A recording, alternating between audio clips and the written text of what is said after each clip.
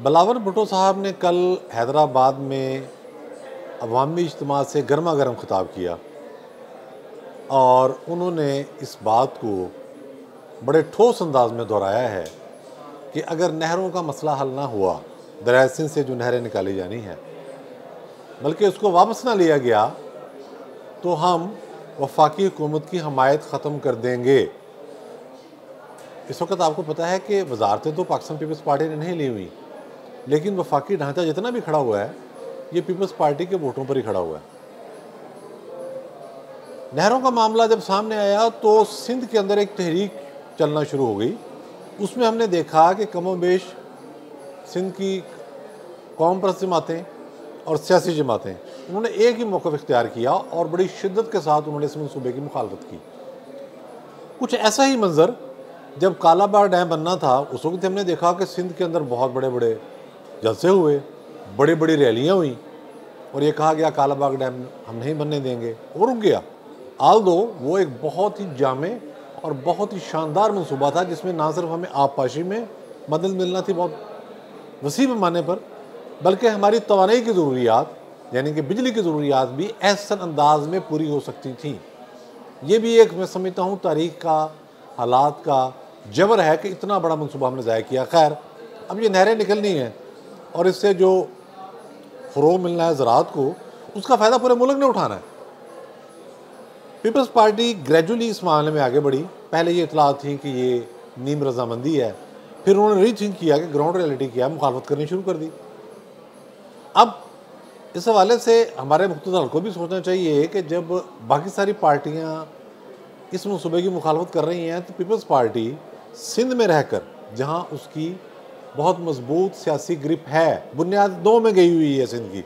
अभी ताज़ा इलेक्शन देख लें उमरकोट का, यानी कि एक तरफ पाकिस्तान पीपल्स पार्टी की एक ऐसी खातून उम्मीदवार जिनका कोई तारुफ नहीं था, जो पब्लिक में मिलजुल के नहीं रहती थी, उनके वालिद साहब बहुत बड़े सियासतदान थे लेकिन वो खुद नहीं, और दूसरे उनके मुकाबले पर जो कैंडिडेट थे उनको तमाम सियासी जमातों की सपोर्ट हासिल थी, लेकिन मुकाबला हुआ ही नहीं।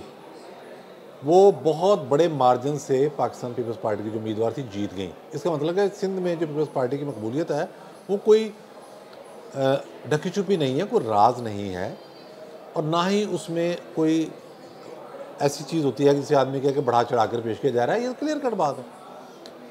अब जब सारी पार्टियां मुखालफत कर रही हों तो पीपल्स पार्टी का मौक़िफ़ क्या होगा? एक तरीके से मामला होगा ना।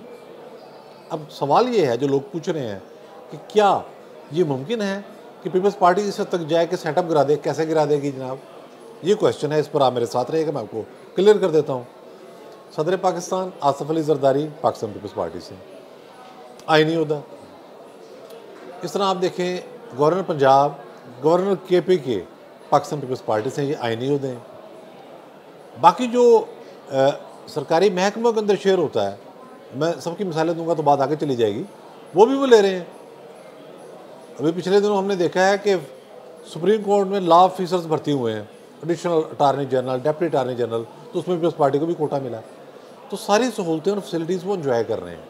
वो हुकूमत में शामिल नहीं है, वजारतें उन्होंने नहीं ली, लेकिन उनके MNAs को जो उनका स्टेटस है और जो उनके अहमियत है वो किसी लिहाज से कम नहीं है।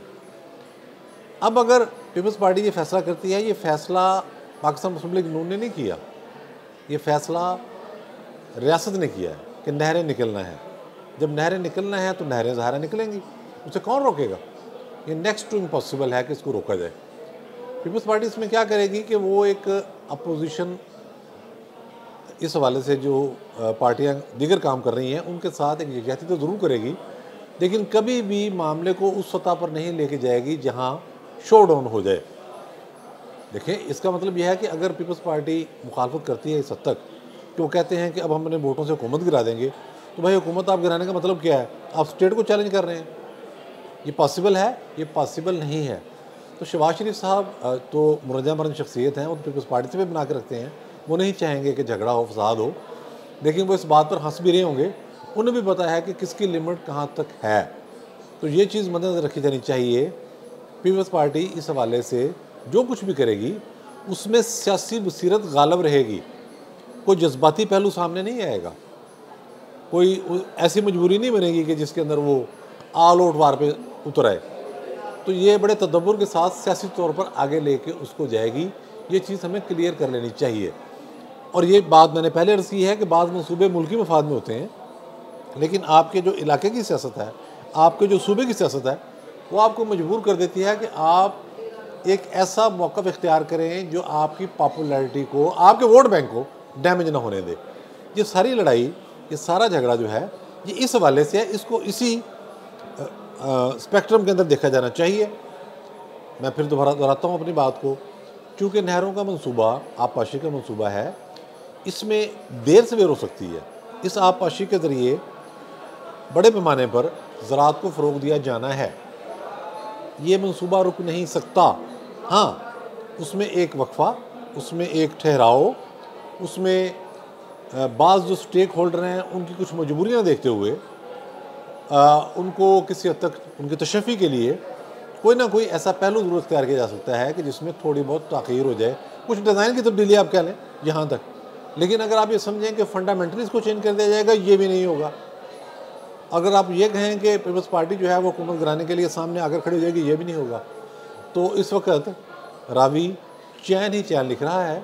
ये मामला एक सियासी मामला है और इसे सियासी अंदाज में ही पाकिस्तान पीपल्स पार्टी निपटेगी।